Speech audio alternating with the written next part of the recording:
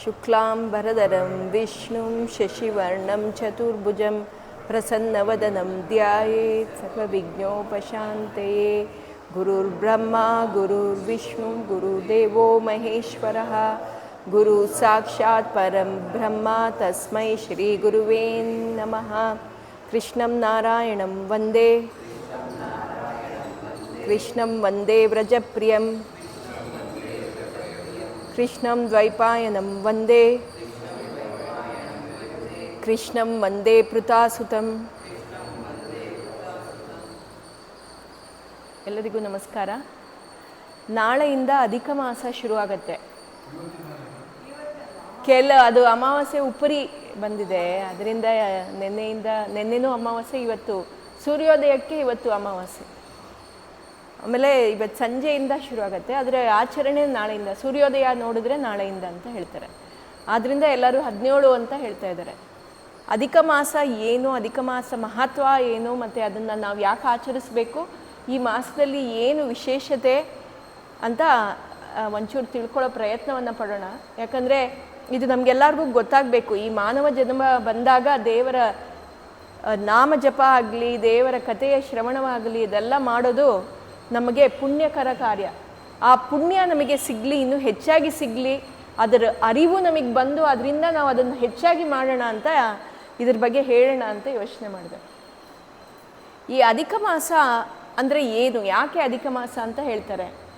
ನಾವು ಫಾಲೋ ಮಾಡೋದು ಆ್ಯಕ್ಚುಲಿ ನಮ್ಮ ಹಿಂದೂ ಪ್ರಕಾರ ಚಾಂದ್ರಮಾನ, ಅಂದರೆ ಚಂದ್ರನ ಲೂನಾರ್ ಸಿಸ್ಟಮ್ ನಾವು ಫಾಲೋ ಮಾಡೋದು. ಅದ್ರ ಪ್ರಕಾರ ವರ್ಷದಲ್ಲಿ 354 ದಿನಗಳಿದೆ. ಅಂದರೆ ನಾವು ಸೋಲಾರ್ ಸಿಸ್ಟಮ್ ಫಾಲೋ ಮಾಡಿದಾಗ 365 ಡೇಸ್ ಅಂತ ಬರುತ್ತೆ, 365. ಅಂದರೆ ಡಿಫ್ರೆನ್ಸ್ ಏನು, 11 ದಿವಸ ಡಿಫ್ರೆನ್ಸ್ ಇರುತ್ತೆ ಎವ್ರಿ ಮಂತ್. ಅಂದರೆ ಲೂನಾರ್ ಸಿಸ್ಟಮಲ್ಲಿ 354, ಸೋಲಾರ್ ಸಿಸ್ಟಮಲ್ಲಿ 365 ಡೇಸ್. ಅಂದರೆ ವರ್ಷದಲ್ಲಿ 11 ದಿವಸ ಡಿಫ್ರೆನ್ಸ್ ಬರುತ್ತೆ ಬಿಟ್ವೀನ್ ಸೋಲಾರ್ ಆ್ಯಂಡ್ ಲೂನಾರ್. ಆ 11 ದಿವಸ ಪ್ರತಿ ವರ್ಷ ಅಕ್ಯುಮುಲೇಟ್ ಆಗಿ 3 ವರ್ಷಕ್ಕೊಮ್ಮೆ ಏನಾಗುತ್ತೆ, 33 ದಿವಸ ಬರುತ್ತೆ ನಮಗೆ ಎಕ್ಸ್ಟ್ರಾ. 33 ದಿವಸ ಅಂದರೆ ಒಂದು ವರ್ಷಕ್ಕೆ 11 ದಿವಸ, ಎರಡನೇ ವರ್ಷಕ್ಕೆ 11 ದಿವಸ, ಇನ್ನೊಂದು ವರ್ಷಕ್ಕೆ 11 ದಿವಸ, ಅಂದರೆ ಎಲ್ಲ ಸೇರಿ 33 ದಿವಸ. ಈ 33 ದಿವಸ 30 ದಿವಸ ರಫ್ಲಿ ಅದನ್ನು ಏನು ಹೇಳ್ತಾರೆ, ಅದು ಅಧಿಕವಾಗಿ ಬರುತ್ತೆ ನಮ್ಮ ಲೂನಾರ್ ಕ್ಯಾಲೆಂಡರ್, ಅಂದರೆ ನಮ್ಮ ಚಾಂದ್ರಮಾನ ಕ್ಯಾಲೆಂಡರಲ್ಲಿ ಒಂದು ಎಕ್ಸ್ಟ್ರಾ ಬರುತ್ತೆ. ಆ ಎಕ್ಸ್ಟ್ರಾ ತಿಂಗಳು ಏನು ಬರುತ್ತೆ 3 ವರ್ಷಕ್ಕೊಮ್ಮೆ, ಅದನ್ನು ಅಧಿಕ ಮಾಸ ಅಂತ ಕರಿತೀವಿ. ಅದನ್ನು ಅಧಿಕ ಮಾಸ. ಆ ಅಧಿಕ ಮಾಸ ಯಾವ ತಿಂಗಳಲ್ಲಿ ಬರುತ್ತೆ, ಹೆಂಗೆ ಅದನ್ನು ನಾವು ಕ್ಯಾಲ್ಕುಲೇಟ್ ಮಾಡ್ತಾರೆ ಅಂದರೆ, ಇವಾಗ ಇದು ಎಕ್ಸ್ಟ್ರಾ ಯಾವ ಕ್ಯಾಲೆಂಡ್ರ್, ಇವಾಗ ಚೈತ್ರ ವೈಶಾಖ ಹಾಗೆಲ್ಲ ನಾವು ಹೇಳ್ಕೊಂಬರ್ತೀವಲ್ಲ, ಯಾವ ಮಾಸದಲ್ಲಿ ಅದು ಎಕ್ಸ್ಟ್ರಾ ಬರುತ್ತೆ ಅದ್ರ ಮುಂದಿನ ತಿಂಗಳ ಹೆಸರನ್ನು ಅದು ಪಡೆಯುತ್ತೆ. ಹೋದ ಸಲ ಅಧಿಕ ವೈಶಾಖ ಬಂದಿತ್ತು, ಈ ಸಲ ಅಧಿಕ ಜ್ಯೇಷ್ಠ. ಈಗ ಜ್ಯೇಷ್ಠ ಮಾಸ ಬರ್ತಾ ಇದೆ, ಮುಂದಿನ ಮಾಸ ನಿಜ ಜ್ಯೇಷ್ಠ ಬರುತ್ತೆ. ಅದರ ಆ ಹೆಸರನ್ನೇ ಈ ಅಧಿಕ ಮಾಸ ತಗೊಂಡಿರೋದು ಈ ಸಲ. ಅದಕ್ಕೆ ಇದಕ್ಕೆ ಅಧಿಕ ಜ್ಯೇಷ್ಠ, ಈ ಸಲ ಅಧಿಕ ಜ್ಯೇಷ್ಠ ಮಾಸ ಅಂತ ಬಂದಿರೋದು ಹೆಸರು. ಈ ಅಧಿಕ ಮಾಸ ಆ್ಯಕ್ಚುಲಿ ನಮ್ಮ ಪುರಾಣದ ಪ್ರಕಾರ ಇದಕ್ಕೆ ಹೆಸರು ಮಲಮಾಸ ಅಂತ. ಅಂದರೆ ಇವಾಗ ನಾವು ಅಡುಗೆ ಮಾಡ್ತೀವಿ, ಅಡುಗೆ ಮಾಡಿದ್ದೇನಾಗತ್ತೆ, ಅನ್ನ ಸಾರು ಎಲ್ಲ ಮಾಡಿರ್ತೀವಿ, ಅದರಲ್ಲಿ ಒಂದಿಷ್ಟು ಅನ್ನ ಮಿಗತ್ತೆ. ಆ ಅನ್ನ ಮಿಕ್ಕಿದ್ದನ್ನು ಹಾಗೆ ಇಟ್ಟಿರ್ತೀವಿ, ನೆಕ್ಸ್ಟ್ ಡೇ ತಿನ್ನಬೇಕು ಅಂದ್ಕೊಂಡು. ಹಾಗೆ ಮುಂದೆ ನೆಕ್ಸ್ಟ್ ಇನ್ನೊಂದು ದಿವಸ ಬರುತ್ತೆ, ಇನ್ನೊಂದು ಸ್ವಲ್ಪ ಅನ್ನ ಮಿಕ್ಕಿದೆ ಇರುತ್ತೆ. ಅನ್ನ ಎಲ್ಲ ಮಿಕ್ಕಿದ್ದೇನು ಅದು ಮಲ ಅಂತ ಹೇಳ್ತೀವಿ. ಮಲ ಅಂದರೆ ನಾವು ಉಪಯೋಗಿಸದೇ ಇರೋವಂಥದ್ದು, ಅಂದರೆ ಅದು ಕೆಟ್ಟದ್ದು, ಹಳೇದು ಅಂತ ನಾವು ಹೇಳ್ತೀವಿ. ಹೀಗೆ ಮಿಕ್ಕಿರೋ ತಿಂಗಳುಗಳು ಏನು ಬರುತ್ತೆ, 11 ದಿವಸಗಳು ಏನು ಬರುತ್ತೆ, ಮಿಕ್ಕಿದ 11 ದಿವಸ ಏನು ಬರುತ್ತೆ, ಅದು ಎಲ್ಲ ಸೇರಿ ಕೂಡಿದಾಗ 33 ದಿವಸ ಬರುತ್ತಲ್ಲ. ಈ 33 ದಿವಸ ಕೂಡಿರೋದಕ್ಕೆ ಮಲಮಾಸ ಅಂತ ಹೇಳ್ತಾರೆ. ಮಲ ಅಂದರೆ ಹಳಸಿರೋದು ಅಂತ, ಮಲ ಕೆಟ್ಟೋಗಿರೋದು ಅಂತ ನಾವು ಹೇಳ್ತೀವಿ. ಈ ದಿವಸಗಳಿಗೆ ಅಧಿಪತಿಗಳಿದ್ದಾರೆ, ದೇವತೆಗಳು ಅಂತ ಇದ್ದಾರೆ. ಅವರೆಲ್ಲ ಆ ಅಧಿಪತಿಗಳು ಆ ದಿವಸದ ಆ ಮಲಮಾಸದ ಎಲ್ಲ ತಿಂಗಳಿಗೂ ಒಂದು ಅಧಿಪತಿ ದೇವರುಗಳಿದ್ದಾರೆ. ಈ ಮಲಮಾಸಕ್ಕೆ ಏನಾಯಿತು, ನಾವು 33 ದಿವಸ ಇದ್ದೀವಿ, ಮಲಮಾಸವಾಗಿದ್ದೀವಿ, ನಮಗೆ ಯಾರು ಅಧಿಪತಿ ದೇವರು? ಎಲ್ಲ ದೇವರು ಇದು ಹಲ್ಸೋಗಿರೋದು, ಈ ತಿಂಗಳನ್ನು ನಾವು ನಮ್ಮ ಹೆಸರು ಕೊಡೋದು ಬೇಡ ಅಂತೆಲ್ಲ ಯೋಚನೆ ಮಾಡಿದ್ರಂತೆ. ಆಗ ಇದಕ್ಕೆ ಈ ಮಾಸದ ದೇವತೆಗಳೇನಿದ್ರು ಅವರಿಗೆ ಬೇಜಾರಾಯಿತು, ಯಾರು ನಮಗೆ ಅಧಿಪತಿ ಆಗ್ತಾರೆ, ಅವ್ರು ಹೋಗಿ ಬ್ರಹ್ಮನ ಹತ್ರ ಕೇಳಿದ್ರಂತೆ. ಬ್ರಹ್ಮ ಹೇಳಿದ್ರಂತೆ, ಈ ಸದ್ಯಕ್ಕೆ ಇಲ್ಲಿ ಯಾರು ಒಪ್ಕೋತಾ ಇಲ್ಲ, ನೀನು ಆ ಪುರುಷೋತ್ತಮ ಯಾರು ದೇವರಿದ್ದಾನೆ, ವಿಷ್ಣು ಇದ್ದಾನೆ, ಸಾಕ್ಷಾತ್ ಪರಮಾತ್ಮ ಇದ್ದಾನೆ, ಅವನ ಹತ್ರ ಹೋಗಿ ಕೇಳ್ಕೊ ಅಂತ. ಅಲ್ಲಿಂದ ಅವರು ರುದ್ರರನ್ನ ಕರ್ಕೊಂಡು ಪರಮಾತ್ಮನ ಹತ್ರ ಬಂದರು, ವಿಷ್ಣು ಹತ್ರ ಬಂದರು. ವಿಷ್ಣು ಹತ್ರ ಬಂದು, ಅಧಿಕ ಮಾಸ ಯಾರಿಗೆ, ಈ ಮಾಸ ಅಂತ ನನಗೆ ಕೊಟ್ಟಿದ್ದೀರಾ, ಮಲಮಾಸ ಅಂತ ಹೆಸರು ಬಂದಿದೆ, ಈ ಮಲಮಾಸ ಎಷ್ಟು ಎಲ್ಲ ಜನರು ಇದನ್ನು ಹೀನವಾಗಿ ನೋಡ್ತಾರೆ, ಇದನ್ನು ಕೆಟ್ಟದಾಗಿ ನೋಡ್ತಾರೆ, ಇದಕ್ಕೆ ಸರಿ ಪರಿಹಾರ ನೀನು ಕೊಡಬೇಕು, ನಮಗೊಂದು ಅಧಿಪತಿ ಅಧಿಪತಿಯಾದ ದೇವತೆ ಯಾರೂ ಇಲ್ಲ, ಯಾರೂ ಒಪ್ಕೊಳ್ತಾ ಇಲ್ಲ, ನೀವಾದರೂ ನಮಗೆ ಅದಕ್ಕೊಂದು ಏನು ಪರಿಹಾರ ಕೊಡಬೇಕೋ ಆ ಪರಿಹಾರವನ್ನು ಕೊಡಬೇಕು ಅಂತ ಕೇಳ್ಕೊಂಡ್ರಂತೆ. ಆಗ ಪುರುಷೋತ್ತಮ ಏನು ಹೇಳಿದಂತೆ, ನೀನು ಯೋಚನೆ ಮಾಡಬೇಡ, ಎಲ್ಲರಿಗೂ ಮೀರಿದ್ದು ಎಲ್ಲರೂ ಯಾರು ನಿನ್ನನ್ನು ಸ್ವೀಕರಿಸ್ತಾ ಇಲ್ವೋ ಅವ್ರನ್ನೆಲ್ಲ ಬಿಟ್ಟು ನಾನೇ ನಿನ್ನನ್ನು ಸ್ವೀಕರಿಸ್ತೀನಿ, ನಾನೇ ನಿನಗೆ ಈ ನನ್ನ ಹೆಸರನ್ನು ನಾನು ಕೊಡ್ತೀನಿ ಅಂತ ಹೇಳಿ ಈ ಮಾಸಕ್ಕೆ ಪುರುಷೋತ್ತಮ ಮಾಸ ಅಂತ ಹೆಸರು ಕೊಟ್ಟಿದ್ದಾರೆ. ಯಾಕೆ ಅಂದರೆ ಸಾಕ್ಷಾತ್ ವಿಷ್ಣುವೇ ನಾನೇ ಅಧಿಪತಿ ಆಗ್ತೀನಿ ಅಂತ ಅವನ ಹೆಸರನ್ನು ಕೊಟ್ಟ. ಯಾವಾಗ ಪುರುಷೋತ್ತಮ ಅವನ ಹೆಸರನ್ನು ಕೊಟ್ಟ ಆಗ ಆ 33 ಕೋಟಿ ದೇವತೆಗಳು ಅಲ್ಲಿ ಬಂದು ನೆಲೆಸ್ತಾರೆ ಅಂತ ಅರ್ಥ. ಅಂದರೆ ಈ ಮಾಸದಲ್ಲಿ ನಾವು ಏನು ವಿಶೇಷತೆ ಕಾಣ್ಬೋದು ಅಂದರೆ ಈ ಮಾಸದಲ್ಲಿ ಎಲ್ಲ ದೇವತೆಗಳು ಅಲ್ಲಿ ವಾಸವಾಗಿರ್ತಾರಂತೆ. ಮತ್ತು ಈ ಮಾನವ ಜನ್ಮ ಸಿಕ್ಕಿದಾಗ ಆ ದೇವರ ನೆನಪನ್ನು, ಅವನ ಧ್ಯಾನ, ಜಪ ಮತ್ತು ಪೂಜೆಗಳನ್ನು ನಾವು ಮಾಡಬೇಕು ಅಂತ ನಮಗೆ ನಮ್ಮ ಧಾರ್ಮಿಕ ವಿಚಾರಗಳು ಹೇಳುತ್ತೆ. ಈಗಿನ ಎಲ್ಲ ನಾವು ಭಾಗ್ದೋಡ್ ಅನ್ನೋದರಲ್ಲಿ ನಾವೇನು ಮಾಡ್ತೀವಿ, ಅದಕ್ಕೆಲ್ಲ ಸಮಯ ಮೀಸಲಿಡೋಕ್ಕೆ ಆಗಲ್ಲ. ಆದರೆ ನಾವು ಇದನ್ನು ಹೇಗೆ ಮಾಡಬೇಕು, ಈ ಮಾಸದಲ್ಲಿ ಎಷ್ಟು ನಾವು ಇಷ್ಟೆಲ್ಲ ಈ ಜಂಜಟಲ್ಲಿ ನಮ್ಗೆ ಮಾಡದೇ ಇರೋವಂಥದ್ದು, ಈ ಒಂದು ಮಾಸದಲ್ಲಿ ಆ ದೇವರ ಧ್ಯಾನ, ಜಪ, ಪೂಜಾ ಎಲ್ಲ ನಾವು ಮಾಡಿದಷ್ಟು ಫಲ ನಮಗೆ ಮಿಕ್ಕಿದ್ದಷ್ಟು ವರ್ಷಗಳು ಮಾಡದೇ ಇರೋ ಅಷ್ಟು ಫಲ ನಮಗೆ ಸಿಗತ್ತಂತೆ. ಅದಕ್ಕೆ ಇದು ಅಧಿಕ ಫಲಂ ಅಂತ ಹೇಳ್ತಾರೆ. ನಾವು ಏನು ಈ ಮಾಸದಲ್ಲಿ ಮಾಡ್ತೀವಿ ಅದಕ್ಕೆ ಅಧಿಕ ಫಲವನ್ನು ನಮಗೆ ಅವನು ಕರುಣಿಸ್ತಾನಂತೆ. ಆದ್ದರಿಂದ ಈ ಮಾಸ ಅಧಿಕ ಮಾಸ ಮತ್ತು ಪುರುಷೋತ್ತಮ ಮಾಸ ಅಂತ ಹೆಸರು ಬಂದಿದೆ. ಪುರುಷೋತ್ತಮ ಮಾಸ ಅಂದಿದ ತಕ್ಷಣ ಬರೋದೇ ನಮ್ಮ ಸಾಕ್ಷಾತ್ ಮಹಾವಿಷ್ಣು. ಇಲ್ಲಿ ಇನ್ನೊಂದು ವಿಶೇಷತೆ ಏನಂದರೆ, ಪುರುಷೋತ್ತಮ ಅಂದಾಗ ಕೃಷ್ಣ ಮತ್ತು ರಾಧಾ ಸಮೇತನಾಗಿ ಬರುವ ಹೆಸರೇ ಪುರುಷೋತ್ತಮ ಅಂತ ಹೇಳ್ತಾರೆ. ಆದ್ದರಿಂದ ನಾವು ಈ ಮಾಸದಲ್ಲಿ ಅವನ ನೆನಪನ್ನು ಮಾಡಿದಾಗ ಬರೀ ಕೃಷ್ಣನಿಗೆ ಅದು ಸಲ್ಲಿಸಲ್ಲ, ಅದು ಆ ರಾಧಳಿಗೂ ಸಲ್ಲತ್ತಂತೆ. ಆದ್ದರಿಂದ ಇದನ್ನು ಪುರುಷೋತ್ತಮ ಮಾಸ ಅಂತ ಕರೀತಾರೆ. ಯಾಕಂದರೆ ಅವರಿಬ್ಬರು ಮಿಲನವಾಗಿ ಈ ಮಾಸಕ್ಕೆ ಅಧಿಪತಿರಾಗಿ ಕೂತಿದ್ದಾರೆ ಅಂತ ಹೇಳಿ. ಮತ್ತು ಯಾವಾಗ ಇವರೇ ಬಂದು ಇಲ್ಲಿ ಕೂತಾಗ ಆ 33 ಕೋಟಿ ದೇವತೆಗಳು ಕೂಡ ಅಲ್ಲಿ ಬಂದು ನೆಲೆಸ್ತಾರಂತೆ. ಆದ್ದರಿಂದ ನಿಮ್ಮ ಮನೆಯಲ್ಲಿ ಪ್ರತಿ ದಿವಸ ನೀವು ಏನು ಮಾಡಬೇಕು, ಆದಷ್ಟು ಈ ಮಾಸದಲ್ಲಿ ನಾವು ಆಚರಿಸಬೇಕಿರುವಂಥ ಕಾರ್ಯಗಳು ಏನು ಮತ್ತು ಯಾವುದನ್ನು ನಾವು ಮಾಡಬಾರ್ದು. ಎಲ್ಲರಿಗೂ ಗೊತ್ತಿದೆ, ಅಧಿಕ ಮಾಸದಲ್ಲಿ ಮದುವೆ ಮಾಡಲ್ಲ, ಮುಂಜಿ ಕಾರ್ಯ ಯಾವುದು ಬೇರೆ ಒಳ್ಳೆಯ ಕಾರ್ಯ, ಗೃಹ ಪ್ರವೇಶ ಈ ಥರ ಯಾವ ಕಾರ್ಯವನ್ನು ಮಾಡೋದಿಲ್ಲ. ಅದಲ್ಲದೆ ಈ ಮಾಸದಲ್ಲಿ ನಾವು ಏನು ಹೊಸ ಕೆಲಸ ಏನಾದರೂ ಶುರು ಮಾಡಬೇಕು ಅಂದರೆ ಅದೆಲ್ಲ ಮಾಡೋ ಹಾಗಿಲ್ಲ ಅಂತ ಹೇಳ್ತಾರೆ. ಯಾಕಂದರೆ ಇದು ಆ ಥರ ಕೆಲಸಕ್ಕೆ ಶ್ರೇಷ್ಠವಾದ ಮಾಸವಲ್ಲ. ಇದು ದೇವರ ಧ್ಯಾನ, ಜಪ, ತಪ, ಪೂಜಾ, ಆದಿತ್ಯ ನಮಸ್ಕಾರಗಳು ಇದಕ್ಕೆಲ್ಲ ಮಾಡೋದಕ್ಕೆ ತುಂಬ ಶ್ರೇಷ್ಠವಾದ ಮಾಸ. ಈ ಮಾಸದಲ್ಲಿ ನಾವು ಏನೇನು ಮಾಡಬೇಕು, ಯಾಕೆ ಈ ಮಾಸಕ್ಕೆ ಅಷ್ಟು ಫಲವಿದೆ, ಇದಕ್ಕೆ ಒಂದು ಶ್ರೀಮಂತ ಬ್ರಾಹ್ಮಣ, ಬಡ ಬ್ರಾಹ್ಮಣ ಅಂತ ನಾವು ಸಾಮಾನ್ಯವಾಗಿ ಹೇಳ್ತೀವಿ. ಆದರೆ ಒಂದು ಹಳೆಯ ಕತೆ ಇದು. ಈ ಕಥೆಯಲ್ಲಿ ಒಂದು ಶ್ರೀಮಂತ ಬ್ರಾಹ್ಮಣನಿದ್ದಂತೆ. ಅವನು ಏನು ಅಂದರೆ ಅವನು ಧನಲೋಭಿ. ಅವನೇನು ಮಾಡ್ತಾ ಇದ್ದ, ಅವನಿಗೆ ಆದಷ್ಟು ದುಡ್ಡು, ಹಣ ಬೇಕು ಬೇಕು ಬೇಕು ಅನ್ನೋ ಆಸೆ. ಅವನೇನು ಮಾಡ್ತಾ ಇದ್ದ, ಹಣ ಎಲ್ಲ ಗಳಿಸ್ತಾ ಇದ್ದ. ಆ ಹಣವನ್ನೆಲ್ಲ ಏನು ಮಾಡ್ತಾ ಇದ್ದ, ಹೋಗ್ಬಿಟ್ಟು ಗುಂಡಿ ತೋಡಿ, ಅವನ ಮನೆ ಹಿಂದೆ ಗುಂಡಿ ತೋಡಿ ಅದರಲ್ಲೆಲ್ಲ ಬಚ್ಚಿಡ್ತಾ ಇದ್ದಂತೆ. ಬಚ್ಚಿಟ್ಟು ಆ ಮನೆಯೆಲ್ಲ ಮತ್ತೆ ಬಡ ಬ್ರಾಹ್ಮಣರ ಮನೆ ಹೇಗಿರುತ್ತೆ ಆ ರೀತಿನೇ ಇಡ್ತಾ ಇದ್ದ. ಆ ಹಣ ಇದ್ದರೂ ಅವನು ಅದನ್ನು ಅನುಭವಿಸ್ತಾ ಇರಲಿಲ್ಲ, ಆದರೆ ಹಣ ಮಾತ್ರ ಕೂಡಿಡ್ತಾ ಇದ್ದ. ಅವನೇನು ಮಾಡ್ದ, ಹೀಗೆ ಕೂಡಿಡ್ತಾ ಇದ್ದ. ಆ ರಾಜ್ಯದಲ್ಲಿ ಒಬ್ಬ ಶ್ರೇಷ್ಠವಾದ ಒಬ್ಬ ಅತಿ ಶ್ರೀಮಂತನಾದ ವೈಶ್ಯ ಇದ್ದಂತೆ. ಅವನ ಹತ್ರ ಹೋಗ್ಬಿಟ್ಟು, ನೋಡು ನೀನು ಅವನಿಗೆ ಮಕ್ಕಳಿರಲಿಲ್ಲ, ನೀನು ಇಷ್ಟು ಶ್ರೀಮಂತನಾಗಿದೆಯಾ, ಆದರೆ ನಿನ್ನ ಆಸ್ತಿಗಳೇನಿದೆ ಅದಕ್ಕೆ ಒಬ್ಬ ವಾರಿಸ್ದಾರರಿಲ್ಲ. ನೀನು ಪೂಜೆ ಎಲ್ಲ ಮಾಡಿ, ದೇವರ ಪೂಜೆ ಮಾಡಿ, ಅಧಿಕ ಮಾಸ ಬರ್ತಾ ಇದೆ, ನೀನು ಪೂಜೆ ಮಾಡಿ ನಿನಗೆ ಮಗು ಪಡ್ಕೊಳ್ಳೋ ಅವಕಾಶ ಸಿಗತ್ತೆ, ಅದನ್ನು ನೀನು ಮಾಡು ಅಂತ ಹೇಳಿದಂತೆ.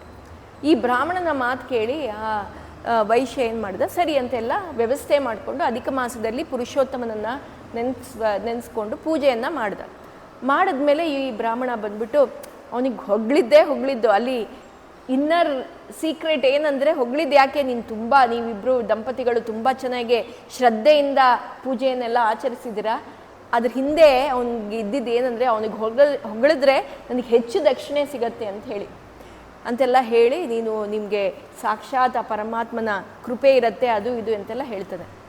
ಆಮೇಲೆ ಆ ಬ್ರಾಹ್ಮಣನಿಗೆ ಎಲ್ಲ ಬ್ರಾಹ್ಮಣರಿಗೂ ಏನೇನು ದಕ್ಷಿಣೆ ಕೊಡಬೇಕು ಅದನ್ನು ಕೊಟ್ಟಿರೋದು. ಆಗ ಇವನು ಬಂದ್ಬಿಟ್ಟು, ನೋಡು ನೀನು ಎಲ್ಲ ದಕ್ಷಿಣೆ ಕೊಟ್ಟಿದೀಯಾ, ಆದರೆ ನನಗೆ ಕೊಟ್ಟಿರೋದು ಸಾಲೋದೇ ಇಲ್ಲ, ಯಾಕಂದರೆ ನಾನು ಬಡ ಬ್ರಾಹ್ಮಣ, ನನಗೆ ಇನ್ನೂ ಹೆಚ್ಚಾಗಿ ಕೊಡಬೇಕು, ಯಾಕಂದರೆ ನಾನೇ ನಿನಗೆ ಬಂದು ಈ ಪೂಜೆಯನ್ನು ಮಾಡು ಅಂತ ಹೇಳಿರೋದು, ಆದ್ದರಿಂದ ನೀನು ನನಗೆ ಇನ್ನೊಂದಿಷ್ಟು ದಕ್ಷಿಣೆಯನ್ನು ಕೊಡಬೇಕು ಅಂತ ಹೇಳಿ ಆ ವೈಶ್ಯ ಏನು ಅಂದ್ಕೊಳ್ತಾನೆ, ಹೌದು ಇವನಿಗೆ ಖಂಡಿತ ಕಷ್ಟ ಇರ್ಬೋದು ಅಂತ ಹೇಳಿ ಅವನಿಗೆ ಇನ್ನೂ ಹೆಚ್ಚಾಗಿ ದಾನವನ್ನು ಕೊಡ್ತಾನಂತೆ. ಅಷ್ಟೂ ಹಣವನ್ನು ತಗೊಂಡೋಗಿ ಅವ್ನು ಕೂಡಿಟ್ಟು, ಹೀಗೆ ಹಣ ಎಲ್ಲ ಕೂಡಿಡ್ತಾ ಇರ್ತಾನೆ.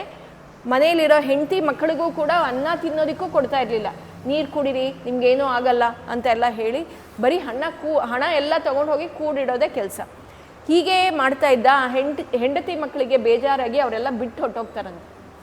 ಆಮೇಲೆ ಇವನೊಬ್ಬನೇ, ಆದರೂ ಅವನಿಗೆ ಲೋಭಿ, ದನ ಬೇಕು, ಎಲ್ಲೆಲ್ಲಿ ಪೂಜೆ ನಡೆಯುತ್ತೆ, ಎಲ್ಲೇ ದಾನ ಧರ್ಮ ನಡೀತಾ ಇದೆ ಅಲ್ಲೆಲ್ಲ ಹೋಗೋದು, ಈಸ್ಕೊಳ್ಳೋದು, ಬರೋದು. ಹೀಗೆ ಆಗಿ ಅವನ ಜೀವನ ಹಾಗೆ ಸಮಾಪ್ತಿ ಆಯಿತು. ಆಗ ಅವನಿಗೆ ನರಕಕ್ಕೆ ಕರ್ಕೊಂಡು ಹೋಗ್ತಾರಂತೆ. ಆ ನರಕಕ್ಕೆ ಕರ್ಕೊಂಡು ಹೋಗುವಾಗ ನಮಗೆ ಗೊತ್ತಿದೆ, ಗರುಡ ಪುರಾಣದಲ್ಲಿ ಹೇಳಿರೋದು ಏನಂದರೆ, 365 ದಿನ ನರಕ ಯಾತ್ರೆ, ಅಂದರೆ ನಮ್ಮ ಯಾತ್ರೆ ಆ ರೀತಿ ನಡೆಯುತ್ತೆ. ಅದಕ್ಕೆ 1 ವರ್ಷ ನಾವು ಯಾವ ಕಾರ್ಯವನ್ನು, ಯಾರಾದರೂ ಮನೇಲಿ ಸತ್ತರೆ 1 ವರ್ಷ ಯಾವ ಕಾರ್ಯವನ್ನು ಮಾಡೋದಿಲ್ಲ, ಯಾಕಂದರೆ ಅವರು ಯಾತ್ರೆ ನಡೀತಾ ಇರುತ್ತೆ. ಆ ಸಮಯದಲ್ಲಿ ಅವನು ಯೋಚನೆ ಮಾಡ್ತಾ ಇರ್ತಾನಂತೆ, ಅಯ್ಯೋ ನನ್ನ ಹತ್ರ ಎಷ್ಟು ದುಡ್ಡಿತ್ತು, ನಾನು ಎಷ್ಟು ಒಳ್ಳೆ ಕಾರ್ಯವನ್ನು ಮಾಡ್ಬೋದಿತ್ತು, ಮಾಡಲಿಲ್ಲ ಅಂತೆಲ್ಲ ಯೋಚನೆ ಮಾಡ್ತಾ ಇರ್ತಾನಂತೆ. ನರಕಕ್ಕೆ ಹೋಗ್ತಾನೆ. ಅಲ್ಲಿ ಅವನಿಗೆಲ್ಲ ಈ ರೀತಿ ನೀನು ಬೇರೆ ಬೇರೆ ಜನ್ಮವನ್ನು ಪಡಿಬೇಕು, ನೀನು ಮಾಡಿರೋ ಈ ಪಾಪಕ್ಕೆ ಬೇರೆ ಜನ್ಮವನ್ನೆಲ್ಲ ಪಡಿಬೇಕು ಅಂತ ಹೇಳಿ ಅವನಿಗೆ ಬೇರೆ ಬೇರೆ ಜನ್ಮ ಪಡುತ್ತೆ. ಅದರಲ್ಲಿ ಒಂದು ಜನ್ಮ ಕೋತಿಯ ಜನ್ಮ. ಆದರೆ ಕೋತಿ ಜನ್ಮ ಬಂದಾಗ ಅವನಿಗೆ ಹುಟ್ಟು ಎಲ್ಲಾಗತ್ತೆ ಅಂದರೆ, ಫುಲ್ ಒಂದು ದೊಡ್ಡ ಬಾಳೆಹಣ್ಣಿನ ತೋಟದಲ್ಲೇ ಹುಟ್ಟಾಗತ್ತಂತೆ. ಅಂದರೆ ಕೋತಿ ಜನ್ಮ ಅಂಥ ತೋಟದಲ್ಲಿ.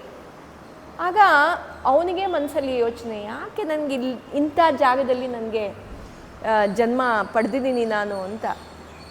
ಆಮೇಲೆ ಏನಾಗತ್ತೆ, ಅಲ್ಲಿ ಇದ್ದಿದ್ದ ಹಣ್ಣೆಲ್ಲ ಅವನಿಗೆ ದಿವಸ ಸಿಗೋದು, ಹಣ್ಣು ತಿನ್ನೋದು, ಅದೆಲ್ಲ ಆ ಕೋತಿಗೆ ಇಷ್ಟ ಅಲ್ಲ, ಅದು ತಿಂತಾ ಇತ್ತು.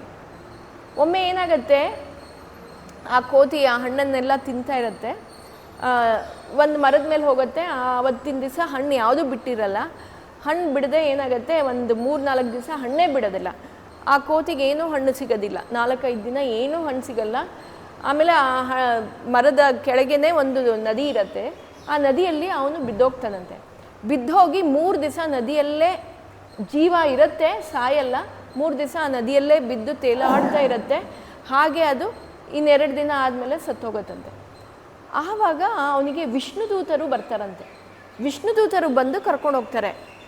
ಇವನಿಗೆ ಪರಮಾಶ್ಚರ್ಯ, ನಾನು ಅಷ್ಟು ಧನಲೋಭಿಯಾಗಿ ಅಷ್ಟೆಲ್ಲ ಹೀನ ಕಾರ್ಯವನ್ನು ಮಾಡಿದ್ದೀನಿ, ಹೆಂಡತಿ ಮಕ್ಕಳಿಗೆ ಊಟ ಕೊಟ್ಟಿಲ್ಲ, ಹಾಗಿದ್ದಾಗ ನಾನು ಬರೀ ಕೋತಿ ಜನ್ಮ ಪಡೆದಿದ್ದೆ, ಇನ್ನು ಹಲವಾರು ಬೇರೆ ಬೇರೆ ಜನ್ಮವನ್ನು ಪಡಿಬೇಕಾಗಿತ್ತು, ಅದು ಹೆಂಗೆ ನನಗೆ ವೈಕುಂಠ ಲೋಕಕ್ಕೆ ಯಾತ್ರೆ ಆಗ್ತಾ ಇದೆ ಗೊತ್ತಿಲ್ವಲ್ಲ ಅಂತ ವಿಷ್ಣು ದೂತರಿಗೆ ಕೇಳ್ತಾನಂತೆ.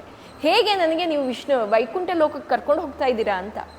ಆಗ ಆ ವಿಷ್ಣು ದೂತರು ಹೇಳ್ತಾರಂತೆ, ನೀನು 5 ದಿನ ಊಟ ಮಾಡಿಲ್ಲ, ಮತ್ತು 3 ದಿವಸ ನದಿಯಲ್ಲಿ ಕೂತ್ಕೊಂಡು ನೀನು ನೀರಿನಲ್ಲಿ ಹಾಗೇ ಉಪವಾಸವಾಗಿಯೇ ನಿನ್ನ ಜನ್ಮವನ್ನು ನೀರಿನಲ್ಲೇ ನಿನ್ನ ಜನ್ಮವನ್ನು ಇಟ್ಕೊಂಡಿದ್ದೆ. ನೀನು ಪ್ರಾಣ ಬಿಟ್ಟಿರಲಿಲ್ಲ, ಅಲ್ಲೇ ಇದ್ದೆ ನೀನು. ಮತ್ತು 2ನೇ ದಿವಸ ನಿನ್ನ ಪ್ರಾಣ ಹೋಗಿದೆ. ಅದಾದಮೇಲೆ ಇದು ನೀನು ಮಾಡಿದೆವು ಯಾವ ತಿಂಗಳು ಗೊತ್ತಾ? ಅದು ಅಧಿಕ ಮಾಸ. ಅಧಿಕ ಮಾಸದಲ್ಲಿ ನೀನು ಮಾಡಿರೋ ಉಪವಾಸ ಮತ್ತು ಅಧಿಕ ಮಾಸದಲ್ಲಿ ನೀನು ನೀರಿನಲ್ಲಿ ಕೂತು ಇದ್ದಿದ್ದಕ್ಕೆ ನಿನಗೆ ಈ ಮೋಕ್ಷವಾಗಿದೆ, ಮೋಕ್ಷವಾಗಿ ನಿನಗೆ ವೈಕುಂಠ ಲೋಕ ಸಿಕ್ಕಿದೆ ಅಂತ ಹೇಳ್ತಾನಂತೆ.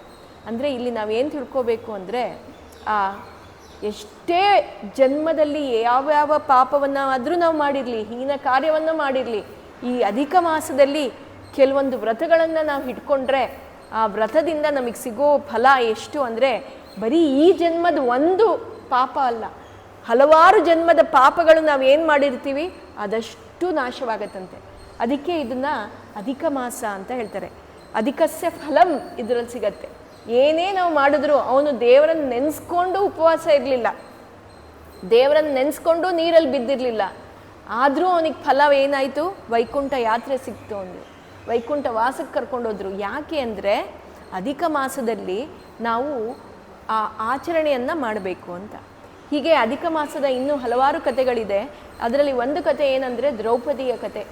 ದ್ರೌಪದಿ ಹಿಂದಿನ ಜನ್ಮದಲ್ಲಿ ಒಂದು ಹೆಣ್ಣು ಮಗಳಾಗಿ ಅವಳಿಗೆ ಮದುವೆ ಆಗಿರಲಿಲ್ವಂತೆ. ಆ ಮದುವೆ ಆಗಿರಲಿಲ್ಲ ಅಂತ ಹೇಳಿ ಎಲ್ಲರೂ ಇನ್ನೂ ಮದುವೆ ಆಗಿಲ್ಲ, ನೀನು ಮದುವೆ ಮಾಡ್ಕೋಬೇಕು ಅಂತೆಲ್ಲ ಹೇಳಿ ಅವಳಿಗೆ ರುದ್ರದೇವರಿಗೆ ತಪಸ್ಸನ್ನು ಆಚರಿಸು ಅಂತ ಹೇಳಿದ್ರಂತೆ. ಅವಳು ರುದ್ರದೇವರಿಗೆ ತಪಸ್ಸು ಆಚರಿಸಿ ರುದ್ರದೇವರು ಪ್ರಕಟರಾದರು. ಏನಾಗತ್ತೆ, ನಮಗೆ ಸಾಮಾನ್ಯವಾದ ಮನುಷ್ಯರಿಗೆ ನಮಗೆ ಏನು ಸಿಗಲ್ವೋ ಅದರ ಆತಂಕ ಜಾಸ್ತಿ ಆಗತ್ತೆ. ಯಾರಾದರೂ ನಿಂಗೆ ಏನು ಬೇಕು ಅಂದಿದ ತಕ್ಷಣ ಅದನ್ನೇ ನಾವು ಹಲವಾರು ಬಾರಿ ಹೇಳ್ತೀವಿ. ಇವಾಗ ಯಾರಾದರೂ ಬಂದು ಯಾರಿಗೋ ಒಬ್ರಿಗೆ ತಲೆನೋವು ಇರುತ್ತೆ, ತುಂಬ ತಲೆನೋವು, ಯಾರೋ ಬರ್ತಾರೆ, ವೈದ್ಯರ ಹತ್ರ ಹೋಗ್ತೀರಾ, ನೀವೇನು ಮಾಡ್ತೀರಾ? ಡಾಕ್ಟ್ರೇ ನಂಗೆ ತುಂಬ ತಲೆನೋವು ತಡ್ಕೊಳಕ್ಕೆ ಆಗಲ್ಲ ಅಂತ 2-3 ಸಲ 3-4 ಸಲ ಅದನ್ನೇ ಹೇಳ್ತಾ ಇರ್ತೀವಿ. ಹೀಗೆ ಏನಾಯಿತು, ರುದ್ರದೇವರು ಬಂದ್ರಂತೆ, ಪ್ರತ್ಯಕ್ಷರಾದ್ರಂತೆ ಅವಳ ಮುಂದೆ. ಏನಮ್ಮ ಬೇಕು ನಿಂಗೆ ಅಂತ ಕೇಳಿದಾಗ ಅವಳು ನನಗೆ ಪತಿ ಬೇಕು ಅಂತ 5 ಸಲ ಹೇಳಿದ್ಲಂತೆ. ಅಲ್ಲಿ ಏನಾಗಿದ್ದು ತಪ್ಪು, ಅವಳು 1 ಸಲ ಹೇಳಿದರೆ ಸಾಕಾಗಿತ್ತು, ದೇವ್ರ ಆಯಿತು ಅಂತ ತಥಾಸ್ತು ಅಂತ ಹೇಳ್ತಿದ್ರು. ಅವಳು 5 ಸಲ ನನಗೆ ಪತಿ ಬೇಕು ಅಂತ ಹೇಳಿದ್ದಕ್ಕೆ ಸರಿ ನಿನಗೆ 5 ಪತಿಯರು ಸಿಗ್ತಾರೆ ಅಂತ ಹೇಳಿ ಅವಳಿಗೆ 5 ಪತಿಯರು ಸಿಕ್ಕಿದ್ದು. ಈ ರೀತಿ ಅವಳು ಮಾಡಿದ್ದು ಯಾವ ಮಾಸ? ಅಧಿಕ ಮಾಸ. ಆ ತಪಸ್ಸನ್ನು ಅವಳು ಆಚರಿಸಿದ್ದು ಅಧಿಕ ಮಾಸದಲ್ಲಿ. ಅದಕ್ಕೆ ಅವಳು ಕೇಳಿದ್ದಕ್ಕೆ 5ರಷ್ಟು ಫಲ ಸಿಕ್ತು. ಇದು ಅಧಿಕ ಮಾಸದಲ್ಲಿ ಆಗಿದ್ದು. ಹೀಗೆ ಅಧಿಕ ಮಾಸದ ಮಹಿಮೆ ಹೀಗಿದೆ, ನಾವು ಏನು ಕೇಳ್ತೀವಿ ಅಷ್ಟು ಫಲ ನಮಗೆ ಸಿಗತ್ತೆ ಅಂತ ಹೇಳಿ. ಆಯ್ತು ಅಷ್ಟು ಫಲ ನಮಗೆ ಸಿಗತ್ತೆ ಅಂತ ಅಧಿಕ ಮಾಸದಲ್ಲಿ ಹೇಳ್ತಾರೆ. ಆಯ್ತು ಥ್ಯಾಂಕ್ ಯು. ಇರಲಿ ತಗೋತೀನಿ. ಸರಿ, ಇಲ್ಲ ಈಗ ಸರಿ ಹೋಯ್ತು. ಇದಕ್ಕೆ ಅಧಿಕ ಮಾಸ ಅಂತ ಹೇಳೋದು. ಅಧಿಕ ಮಾಸದಲ್ಲಿ ನಾವು ಆಚರಣೆ ಮಾಡುವಂಥದ್ದು ಏನು ಅಂತ ನಾನು ಕೆಲವೊಂದು ಹೇಳ್ತೀನಿ. ನಮ್ಗೆ ಅಷ್ಟು ಮಾಡೋದಕ್ಕಾಗತ್ತೋ ಇಲ್ವೋ ಗೊತ್ತಿಲ್ಲ, ಆದರೆ ಕೆಲವೊಂದನ್ನಂತೂ ನಾವು ಆಚರಿಸಿದ್ರೆ ಒಳ್ಳೆಯದು. ಮೊದಲನೇದು ಏನಂದರೆ, ನಮಗೆ ಯಾವುದೇ ಕಾರ್ಯ ಮಾಡೋದಕ್ಕಾಗದೇ ಇದ್ರೂ ಬ್ರಾಹ್ಮಿ ಮುಹೂರ್ತದಲ್ಲಿ ಏಳಲೇಬೇಕು. ಬ್ರಾಹ್ಮಿ ಮುಹೂರ್ತ ಅಂದರೆ 4:30 ಅಟ್ಲೀಸ್ಟ್. ಆ್ಯಕ್ಚುಲಿ ಸೂರ್ಯೋದಯ ಸಮಯ ಏನಿದೆ ಅದರ 1-1/4 ಗಂಟೆ ಮುಂಚೆ ಹೇಳಬೇಕು, ಅದನ್ನು ಬ್ರಾಹ್ಮಿ ಮುಹೂರ್ತ ಅಂತ ಹೇಳ್ತಾರೆ. ಬ್ರಾಹ್ಮಿ ಮುಹೂರ್ತದಲ್ಲಿ ನಮ್ಮ ಸ್ನಾನ ಆಗಿರಬೇಕು. ಒಂದು ವ್ರತ ನೀವೇನು ಹಿಡಿಬೋದು ಅಂದರೆ, ಸೂರ್ಯೋದಯ ಮುಂಚೆ ನಾವು ಸ್ನಾನವನ್ನು ಮಾಡ್ತೀವಿ ಅಂತ, ಬ್ರಾಹ್ಮಿ ಮುಹೂರ್ತದಲ್ಲಿ ಸ್ನಾನ ಮಾಡ್ತೀವಿ ಅಂತ, ಈ 30 ದಿವಸಗಳು ನಾವು ಬ್ರಾಹ್ಮಿ ಮುಹೂರ್ತದಲ್ಲಿ ಸ್ನಾನ ಮಾಡ್ತೀವಿ ಅಂತ ಒಂದು ವ್ರತ ಹಿಡಿಬೋದು. ಅದು ಬಿಟ್ಟರೆ ನೆಕ್ಸ್ಟು ಆದಷ್ಟು ಅಷ್ಟೊತ್ತಿಗೆ ಸ್ನಾನ ಮಾಡಿ ದೇವರ ಜಪವನ್ನು ಮಾಡಬೇಕು. ಇವಾಗ ಓಂ ನಮೋ ಭಗವತೆ ವಾಸುದೇವಾಯ ಅನ್ನೋ ಮಂತ್ರ ಇದೆ. ಆ ಮಂತ್ರವನ್ನು ಬೇಕಿದ್ರೆ ನಾವು 108 ಬಾರಿ ಜಪಿಸ್ಬೇಕು. ಬೆಳಗ್ಗೆನೆ ಬ್ರಾಹ್ಮಿ ಮುಹೂರ್ತದಲ್ಲಿ ಸ್ನಾನ ಆದ ನಂತರ ಅದನ್ನು ಜಪ ಮಾಡಿದಷ್ಟು ಫಲ ನಮಗೆ ಜಾಸ್ತಿ ಸಿಗತ್ತೆ. ಅದು ಒಂದು ನಾಮ ಜಪಕ್ಕೆ ತುಂಬ ಮಹಿಮೆ ಇದೆ. ನಿಮಗೆ ಗೊತ್ತಿದೆ, ಕಲಿಯುಗದಲ್ಲಿ ನಾಮ ಜಪಕ್ಕೆ ಸಿಗುವಂಥ ಫಲ ಬೇರೆ ಯಾವುದಲ್ಲೂ ಇಲ್ಲ. ಅದನ್ನು ನಾವು ಮಾಡ್ಬೋದು. ಅದಲ್ಲದೆ ಕೆಲವ್ರು ಏನು ಮಾಡ್ತಾರೆ, ಅಖಂಡ ಜ್ಯೋತಿಯನ್ನು ಬೆಳಗಿಸ್ತಾರೆ. ಅಂದರೆ 1 ತಿಂಗಳು ಮನೆಯಲ್ಲಿ 1 ಜ್ಯೋತಿಯನ್ನು ಬೆಳಗಬೇಕು. ಅಖಂಡ ಜ್ಯೋತಿ ಅದು ಬೆಳಗ್ತಾನೇ ಇರಬೇಕು ಸಾಕ್ಷಾತ್. ಅದು ಒಂದು ವ್ರತವಾಗಿ ಮಾಡ್ಬೋದು. ಅದಲ್ಲದೆ ತುಪ್ಪದ ದೀಪ ಪ್ರತಿ ದಿವಸ ವಿಷ್ಣುವಿನ ಮುಂದೆ ಇಲ್ಲ, ನಾರಾಯಣನ ಮುಂದೆ ಇಲ್ಲ, ನಿಮ್ಮ ದೇವರ ಮುಂದೆ ತುಪ್ಪದ ದೀಪವನ್ನು ಆದರೂ ಬೆಳಗಬೇಕು. ಅದು ಒಂದು ವ್ರತ. ಅಂದರೆ 33 ದಿವಸ, ಅಂದರೆ 30 ದಿವಸನೂ ನಾನು ತುಪ್ಪದ ದೀಪವನ್ನು ಬೆಳಗ್ತೀನಿ ವಿಷ್ಣುವಿಗೆ ಅಂತ, ಅದೊಂದು ವ್ರತ. ಅದಲ್ಲದೆ ಕೆಲವ್ರು ಏನು ಮಾಡ್ತಾರೆ, 33 ಹಾಡುಗಳನ್ನು ಹಾಡ್ತಾರೆ. ಹೆಣ್ಮಕ್ಳಿಗೆ ಕೆಲವೊಂದು ಆಚರಣೆಗಳು ಹೇಳಿದ್ದಾರೆ, 33 ಹಾಡುಗಳು ಹೇಳ್ಬೋದು. ಅದೆಲ್ಲ ತುಂಬ ಇದೆ. ನಾನು ಕೆಲವೊಂದು ಹೇಳ್ತಾ ಇದ್ದೀನಿ, ಅದನ್ನು ನಾವು ಹಿಡಿಬೋದು, ಆ ರೀತಿ ವ್ರತವನ್ನು ಹಿಡಿಬೋದು. ಅದಲ್ಲದೆ ಪ್ರತಿ ದಿವಸ ಆದಷ್ಟು ದಾನವನ್ನು ಮಾಡಬೇಕು ಅಂತ ಹೇಳ್ತಾರೆ. 33 ದಿವಸನೂ ದಾನ ಮಾಡಬೇಕು. ಯಾವ ರೀತಿಯ ದಾನವನ್ನು ನಾವು ಮಾಡಬೇಕು? ಅದು ಶ್ರೇಷ್ಠವಾದ ದಾನ ಅಂದರೆ ಅಪೂಪ ದಾನ. ಅಪೂಪ ಅಂದರೆ ಗೊತ್ತು, ಅಂದರೆ ನಾವು ಅದನ್ನು ಅತಿರಸ ಅಂತ ಹೇಳ್ತೀವಿ, ಇಲ್ಲ ಖಜ್ಜಾಯ ಅಂತ ಹೇಳ್ತೀವಲ್ಲ, ಅದನ್ನು ದಾನ ಮಾಡಬೇಕಂದ್ರೆ ಅಂದರೆ 33 ಖಜ್ಜಾಯವನ್ನು ದಾನ ಮಾಡಬೇಕು, ಅಪೂಪ ದಾನ. ಅದು ಅದರಲ್ಲಿ ಏನು ಈ ಒಳ ಅರ್ಥ ಏನಿದೆ ಅಂದರೆ, ಆ ಅಪೂಪ ಮಾಡುವ ವಿಧಿ ಬೇರೆ ಇದೆ, ಅದನ್ನು ಇದರಲ್ಲಿ ಹೇಳಿದ್ದಾರೆ. ಅಧಿಕ ಮಾಸ ಮಹಾತ್ಮೆಯಲ್ಲಿ ಅದನ್ನು ಹೇಳಿದ್ದಾರೆ.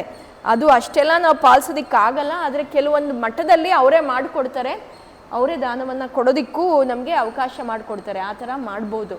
ಆ ಅಪೂಪ ದಾನದಲ್ಲಿ 33 ಛಿದ್ರಗಳು, 33 ಕೋಟಿ ಛಿದ್ರಗಳು ಇರಬೇಕಂತೆ. ಅಂದರೆ ಅದರಲ್ಲಿ ತೂತುಗಳು ಬರುತ್ತಲ್ಲ, ಅದು ಎಷ್ಟು ತೂತು ಬರುತ್ತೋ ಅಷ್ಟು ಜನ್ಮಗಳು ನಮಗೆ ಸ್ವರ್ಗವಾಸ. ಅದಕ್ಕೆ ಅದು ಅಪೂಪ ದಾನ ಅಂತ ಹೇಳ್ತಾರೆ. ಆ ಅಪೂಪ ದಾನ ಯಾರಿಗೆ ಕೊಡಬೇಕು? ಶ್ರೇಷ್ಠವಾದ ಬ್ರಾಹ್ಮಣ ದಂಪತಿಯರಿಗೆ ಕೊಡಬೇಕು ಅಂತ ಹೇಳಿದ್ದಾರೆ. ಅದಕ್ಕೂ ವಿಧಿ ಇದೆ, ಅಂದರೆ ಬೆಳಗ್ಗೆ ಕೊಡಬೇಕು ಅಂತ ಹೇಳ್ತಾರೆ. ಮತ್ತು ದಂಪತಿಗಳಿಗೆ ಬರೀ ಅಪೂಪ ಕೊಡಬಾರ್ದು, ವಸ್ತ್ರದಾನವನ್ನು ಕೊಡಬೇಕು, ಅದ್ರ ಜೊತೆ ತುಪ್ಪವನ್ನು ಕೊಡಬೇಕು ಅಂತೆಲ್ಲ ಹೇಳಿದ್ದಾರೆ. ಅಷ್ಟೆಲ್ಲ ಮಾಡೋಕ್ಕಾಗದೇ ಇದ್ದರೂ ಕಂಚಿನ ಬಟ್ಲಲ್ಲಿ ಆ ಅಪೂಪ ಅಂದರೆ ಆ ಖಜ್ಜಾಯ 33 ಖಜ್ಜಾಯವನ್ನು ಇಟ್ಟು ದಾನವನ್ನಾಗಿ ಕೊಡ್ಬೋದು. ಕೆಲವೊಂದು ಮಠದಲ್ಲಿ ಅವರೇ ಕೆಲವು ದಿವಸ, ಅದರಲ್ಲಿ ಕೆಲವು ದಿವಸಗಳ ಗೋಚರವಾಗಿದೆ. ಅಂದರೆ ಈ ದಿವಸ ಕೊಟ್ಟರೆ ಒಳ್ಳೆಯದು. ಒಂದು ಆ್ಯಕ್ಚುಲಿ ನಾನು ಅನ್ಕೋತಾ ಇದ್ದೆ 31ನೇ ತಾರೀಕು ಈ ಸಲ, ಮೇ 31 ಪೌರ್ಣಮಿ ಭಾನುವಾರ. ಅವತ್ತಿನ ದಿವಸ ತುಂಬ ಒಳ್ಳೆಯ ಶ್ರೇಷ್ಠವಾದ ದಿವಸ ಪೌರ್ಣಮಿ, ಅಧಿಕ ಮಾಸ ಪೌರ್ಣಮಿ, ಅಧಿಕ ಶ್ರೇಷ್ಠ.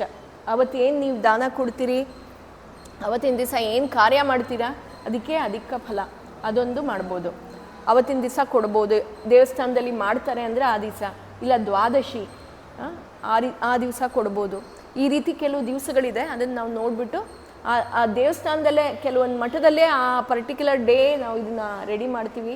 ಅವರೇ ಬ್ರಾಹ್ಮಣರನ್ನು ಕರೆಸ್ತಾರೆ, ಅಲ್ಲೇ ದಂಪತಿಗಳನ್ನು ಕರೆಸ್ತಾರೆ, ಇಲ್ಲ ಯಾರು ದಾನ ತೊಗೋಬೇಕು ಅವ್ರನ್ನ ಕರೆಸ್ತಾರೆ ಅವ್ರ ಕೈಗೆ. ಇಲ್ಲೇ ಮಠದಲ್ಲೂ ಮಾಡ್ತಾರೆ, ಇಲ್ಲಿ ರಾಯರ ಮಠದ ಇಲ್ಲೂ ಮಾಡಿಸ್ತಾರೆ, ಈ ರಾಯರ ಮಠದಲ್ಲೂ ಮಾಡಿಸ್ತಾರೆ, ಅಲ್ಲೂ ಮಾಡ್ಬೋದು. ಅಂದರೆ ಅವ್ರಿಗೆ ಇಷ್ಟು ದುಡ್ಡು ಕೊಡಬೇಕು, ಯಾಕಂದರೆ ಅದು ಮಡಿಯಿಂದ ಮಾಡಬೇಕು ಅಂತ ಹೇಳಿದ್ದಾರೆ ಇದು ಖಜ್ಜಾಯ. ಯಾಕಂದರೆ ಅದಕ್ಕೆ ಅಕ್ಕಿ ಕುಟ್ಟಿ ಎಲ್ಲ ಮಾಡಬೇಕು, ಮತ್ತು ಅದನ್ನು ಆ್ಯಕ್ಚುಯಲ್ ಪ್ರೊಸೀಜರು ಗ್ಯಾಸ್ ಸ್ಟವಲ್ಲಿ ಮಾಡಬಾರ್ದು ಅಂತ ಹೇಳಿದ್ದಾರೆ. ಒಲೆಯಲ್ಲೇ ಮಾಡಿ ಅದನ್ನ ಕೊಡಬೇಕು ಅಂತ. ಅದು ಮಠದಲ್ಲಿ ಕೊಟ್ಟಾಗ ಅವ್ರು ಹೆಂಗೆ ಮಾಡಿದಾರೋ ನಮ್ಗೆ ಗೊತ್ತಿಲ್ಲ, ಆದರೆ ಅದಕ್ಕೇನು ಸಿಗಬೇಕೋ ಆ ಫಲ ನಮಗೆ ಸಿಗತ್ತೆ ಅಂತ ನಾವು ನಂಬ್ಕೊಂಡು ಅಲ್ಲಿ ಕೊಡಬಹುದು ಅಂತ ಹೇಳ್ತಾರೆ. ಅಪೂಪ ದಾನ ಶ್ರೇಷ್ಠವಾದದ್ದು, ಅದು ತುಂಬ ಶ್ರೇಷ್ಠವಾದ ದಾನ ಎಲ್ಲ ದಾನದಲ್ಲೂ. ಮತ್ತು ಇನ್ನು ಕೆಲವು ವಸ್ತ್ರದಾನ ಮಾಡ್ಬೋದು, ಇಲ್ಲ ದೀಪದಾನ. ಮತ್ತು ಕೆಲವರು ಏನು ಹೇಳ್ತಾರೆ, ವಿಳ್ಯೆದೆಲೆ ದಕ್ಷಿಣೆ ಕೊಡ್ಬೋದು. ಒಂದೇ ದಿವಸ 33 ಜನರಿಗೂ ಕೊಡ್ಬೋದು, ಇಲ್ಲ 33 ಪ್ರತಿ ತಿಂಗಳು ಪ್ರತಿ ದಿವಸ ಒಬ್ರೊಬ್ರಿಗೆ ಅಂತ ದಾನನೂ ಕೊಡ್ಬೋದು. ಆ ಒಂದೊಂದು ದಾನಗಳಿದೆ, ಅದನ್ನು ನಿಮ್ಗೆ ಕಳಿಸ್ತೀನಿ ನಂತರ, ಪ್ರಿಂಟೌಟ್ ಅದು ಯಾರೋ ಕಳಿಸಿದ್ದೇ ಇದೆ, ಗ್ರೂಪಲ್ಲಿ ಹಾಕ್ತೀನಿ ನಾನು. ಮತ್ತು ಈ 33 ಅನ್ನೋ ಸಂಖ್ಯೆ ಯಾಕೆ ಬಂದಿದೆ ಈ ತಿಂಗಳಲ್ಲಿ ಅಂತ ಅದನ್ನು ನಾವು ತಿಳ್ಕೊಬೇಕು. ಯಾಕಂದರೆ ಈ 33 ಏನೇನು ಅಂದರೆ 1 ರಿಂದ 8 ಏನಂದರೆ ಅಷ್ಟವಸುಗಳು. ನಿಮಗೆ ಭಾಗವತ ಕಥೆಯಲ್ಲಿ ನಾನು ಹೇಳಿದ್ದೀನಿ, ಅಷ್ಟವಸು, 12 ರುದ್ರರು, ಅವರೆಲ್ಲ ಇಲ್ಲಿ ನಾವು ನೆನೆಸ್ಕೊಳ್ಳೋದು. ಅಷ್ಟವಸುಗಳು ಹಾಗೂ ಅಂತರ್ಯಾಮಿ ಭಗವದ್ರೂಪಗಳು. ಇವರು ಯಾರು ಅಂದರೆ ದ್ರೋಣ ಅಂದರೆ ವಿಷ್ಣು. ಅಷ್ಟವಸುಗಳಲ್ಲಿ ಯಾರ್ಯಾರು ಅಂದರೆ ದ್ರೋಣ ಅಂದರೆ ವಿಷ್ಣು, ಅರ್ಕ ಅಂದರೆ ಹರಿ, ಪ್ರಾಣ ಅಂದರೆ ಕೇಶವ, ಧ್ರುವ ಜಿಷ್ಣು, ಅಗ್ನಿ ಕೃಷ್ಣ, ವಿಭಾವಸು ಮಾಧವ, ಮತ್ತು ದೋಷ ಮಹಾವಿಷ್ಣು, ದ್ಯು ಅಧೋಕ್ಷಜ. ಅಂದರೆ ಆ ಅಷ್ಟವಸುಗಳ ಹೆಸರಿಗೆ ಸಮಾನವಾದ ವಿಷ್ಣುವಿನ ಹೆಸರುಗಳು ಅದು ಅಂತ. ನಾನು ಇದನ್ನು ಕಳಿಸ್ತೀನಿ ನಿಮಗೆ. ಈ ಹೆಸರುಗಳನ್ನು ನಾವು ನೆನೆಸ್ಕೋಬೇಕು ಅಂತ ಹೇಳ್ತಾರೆ. ನೀವು ಯಾವುದೇ ದಾನ ಕೊಡ್ತಾ ಇದ್ದರೆ ಈ 33 ದೇವತೆಗಳಿಗೂ ಅದು ಅರ್ಪಣೆ ಆಗ್ತಾ ಇದೆ ಅಂತ ಅರ್ಥ. ಆಮೇಲೆ 11 ರುದ್ರರು, ಇದನ್ನು ನಾವು ಶಿವಪುರಾಣದಲ್ಲೂ ಕೇಳಿದ್ದೀವಿ. 11 ರುದ್ರರು ಮತ್ತು 12 ಆದಿತ್ಯರು ಅಂತ ನಾನು ಹೇಳಿದ್ದೆ ನಿಮಗೆ. ಸೂರ್ಯ ಆದಿತ್ಯ, ಅವನಿಗೆ 12 ಆದಿತ್ಯರು ಇದ್ದಾರೆ ಅಂತ. ಆ ಆದಿತ್ಯರು ಕೂಡ ಎಲ್ಲರೂ ವಿಷ್ಣುವಿನ ಸಮಾನವಾಗಿ ಇದನ್ನು ಹೇಳ್ತಾರೆ. ಇನ್ನೊಂದು ಮಂತ್ರವಿದೆ ಈ ತಿಂಗಳಲ್ಲಿ ನಾವು ಹೇಳ್ಕೋಬೇಕಿರೋವಂಥ ಮಂತ್ರ. ಅದು ಯಾವುದು ಅಂದರೆ ಗೋವರ್ಧನ ಧರಂ ವಂದೇ ಗೋಪಾಲಂ ಗೋಪರೂಪಿಣಂ ಗೋಕುಲೋತ್ಸವ ಮೀಶಾಣಾಂ ಗೋವಿಂದಂ ಗೋಪಿಕಾ ಪ್ರಿಯಂ. ಈ ಮಂತ್ರವನ್ನು ನಾವು ಈ ತಿಂಗಳು ಹೇಳ್ಕೋಬೇಕು. ಇದನ್ನು 33 ಬಾರಿ ಪ್ರತಿ ದಿವಸ ಹೇಳ್ಕೋಬೇಕು ಅಂತ ಹೇಳಿದ್ದಾರೆ. 33 ಬಾರಿ ಹೇಳ್ಕೊಂಡ್ರೆ ಸಾಕು, ಅದ್ರ ಫಲ ನಮಗೆ ಸಿಗತ್ತೆ ಅಂತ. ಈ ಗೋವಿಂದನನ್ನು ನೆನೆಸ್ಕೋಬೇಕು. ಮತ್ತು ಇದೆಲ್ಲ ಮಾಡೋಕ್ಕಾಗಲ್ಲ ಅಂದರೆ 33 ಹೆಸರುಗಳಿದೆ ವಿಷ್ಣುವಿನ ಹೆಸರು. ಈ ಹೆಸರಿನ ಪಟ್ಟಿಯನ್ನು ನಾನು ನಿಮ್ಗೆ ಕಳಿಸ್ತೀನಿ. ಆ 33 ಹೆಸರನ್ನು ಪ್ರತಿ ದಿವಸ ಹೇಳ್ಕೋಬೇಕಂತ, ಬೆಳಗ್ಗೆ ಸಂಜೆ ಆದರೆ ಒಳ್ಳೆಯದು. ಅದಲ್ಲದೆ ವಿಷ್ಣು ಸಹಸ್ರನಾಮ ನಿಮಗೆಲ್ಲ ಬರೋದಿದ್ದರೆ ಅದನ್ನು ಪ್ರತಿ ದಿವಸ ಹೇಳ್ಕೋಬೇಕು. ವಿಷ್ಣು ಸಹಸ್ರನಾಮವನ್ನು ಹೇಳ್ಕೊಂಡ್ರೆ ವಿಷ್ಣುವನ್ನು ನೆನೆಸ್ಕೊಂಡಷ್ಟೇ ಫಲ. ಮತ್ತು ಕೆಲವರು ನಾಮ ಜಪವನ್ನು ಮಾಡೋರಿದ್ದಾರೆ, ಆ ಜಪವನ್ನು ಕೋಟಿ ಜಪ ಮಾಡೋರಿದ್ದಾರೆ. ಆ ಥರ ಮಾಡೋಕ್ಕಾದರೆ ಒಳ್ಳೆಯದು. ಮಾಡಿ ಪ್ರತಿ ದಿವಸ ಪ್ರತಿ ಕ್ಷಣ ಆ ದೇವರ ನಾಮವನ್ನು ನೆನೆಸ್ಕೋತಾ ಇರಬೇಕು. ಮತ್ತು ಕೆಲವರು ಬರೀತಾರಲ್ಲ, ಶ್ರೀರಾಮ ಬರೀತಾರಲ್ಲ, ರಾಮಕೋಟಿ ಬರೆಯೋದಕ್ಕೂ ಇದು ಒಳ್ಳೆಯ ಸಮಯ. ಈಗ ಮೊನ್ನೆ ಅನೌನ್ಸ್ ಮಾಡಿದ್ರು, ಉಡುಪಿಯಲ್ಲಿ ಮೇ 10ಕ್ಕೆ ಅನೌನ್ಸ್ ಮಾಡಿದ್ರು, ಶ್ರೀ ಕೃಷ್ಣನ ಮಂತ್ರವನ್ನು ಬರೆಯುವ ಲೇಖನ ಜಪ, ಕೋಟಿ ಲೇಖನ ಕೃಷ್ಣ ಮಂತ್ರ ಲೇಖನ ಜಪ ಅಂತ ಹೇಳಿದ್ದಾರೆ ಅವರು. ಅಂದರೆ ಕೃಷ್ಣ ನಾಮವನ್ನು ಬರೆಯುವ ಬುಕ್ಕನ್ನು ಇದು ಮಾಡಿದಾರಂತೆ. ಅವರು ಪುತ್ತಿಗೆ ಮಠದವರು ಕೋಟಿ ಗೀತೆ ಲೇಖನ ಯಜ್ಞ ಅಂತ ಮಾಡಿದರು. ಇವರು ಕೋಟಿ ಕೃಷ್ಣ ನಾಮ ಜಪ ಬರೆಯುವ ಅದು ಗೀತೆಯ ಕೋಟಿ ಗೀತೆ ಅಂತ ಮಾಡಿದ್ರು. ಇವರು ಇವಾಗ ಕೃಷ್ಣನ ನಾಮ, ಅದನ್ನು ಕೃಷ್ಣ ಮಂತ್ರವನ್ನು ಬರೆಯುವ ಬುಕ್ಕನ್ನು ಮಾಡಿದ್ದಾರೆ. ಯಾರಾದರೂ, ನಾನು ನೋಡ್ತಾ ಇದ್ದೀನಿ, ಯಾರಾದರೂ ಹೋಗೋರಿದ್ದರೆ ಅಲ್ಲಿಂದ ತರಿಸಿದ್ರೆ ನಾವು ಬರಿಬೋದು, ಸಿಕ್ಕಿದ್ರೆ ಬರಿಬೋದು. ಇಲ್ಲ ನಿಮಗೆ ಬುಕ್ ಸ್ಟಾಲಲ್ಲಿ ರಾಮಕೋಟಿ ಬರೆಯುವ ಬುಕ್ ಎಲ್ಲ ಸಿಗುತ್ತೆ, ಅದನ್ನು ಬೇಕಿದ್ರೆ ತೊಗೊಂಡು ಅದನ್ನು ಶುರು ಮಾಡ್ಬೋದು. ಕೋಟಿ ನಾಮ ಬರೆದಷ್ಟು ಒಳ್ಳೆಯದು. ಈ ಮಾಸದಲ್ಲಿ ಬರೆದ್ರೆ ಅಧಿಕಸ್ಸ ಫಲ ನಮಗೆ ಅಂತ ಹೇಳಿ ಆ ಥರ ಆದಷ್ಟು ನಾವು ಮಾಡಬೇಕು. ಮತ್ತು ವಿಳ್ಯೆದೆಲೆ ಕುಂಕುಮ, ಅರಿಶಿನ ಕುಂಕುಮ ಕೊಡ್ಬೋದು.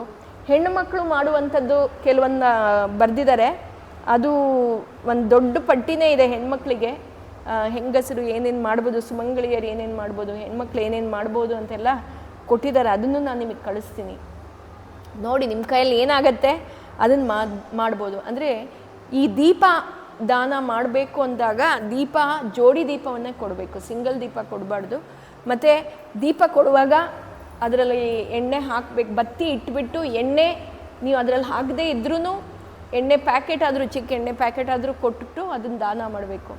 ಮತ್ತು ಹೇಳೋರು ಹೇಳ್ತಾರೆ ಬೆಳ್ಳಿ, ಚಿನ್ನ, ತಾಮ್ರ ಇದೆಲ್ಲ ದಾನ ಮಾಡಬೇಕು ಅಂತ. ಈಗಿನ ಸಮಯದಲ್ಲಿ ಬೆಳ್ಳಿ, ಚಿನ್ನ ಎಲ್ಲ ದಾನ ಮಾಡೋದು ಅತಿ ಕಷ್ಟವಾದದ್ದು.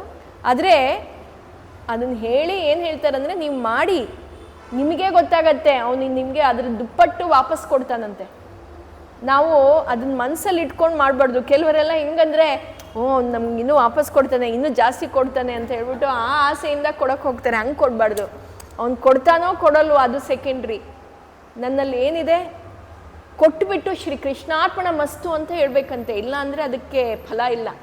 ನಾವು ದಾನ ಮಾಡಿದ ಮೇಲೂ ದೇವರೇ ನನಗೆ ನೀನೇನು ನಿಂದು ವಸ್ತು ನನಗೆ, ಕೆರೆಯ ನೀರನ್ನು ಕೆರೆಗೆ ಚೆಲ್ಲಿ, ತೇರಾ ತುಜುಕೋ ಅರ್ಪಣ್, ನೀನು ನನಗೆ ಕೊಟ್ಟಿರೋದು ನಿನಗೆ ವಾಪಸ್ ಕೊಡ್ತಾ ಇದ್ದೀನಿ ಅಂತ ಅವನಿಗೆ ಕೊಡಬೇಕಂತೆ. ನಾನು ಕೊಡ್ತಾ ಇದ್ದೀನಿ ಅಂದ್ಕೊಂಡು ಕೊಟ್ಟರೆ ಅದಕ್ಕೆ ಏನೂ ಫಲವಿಲ್ಲ.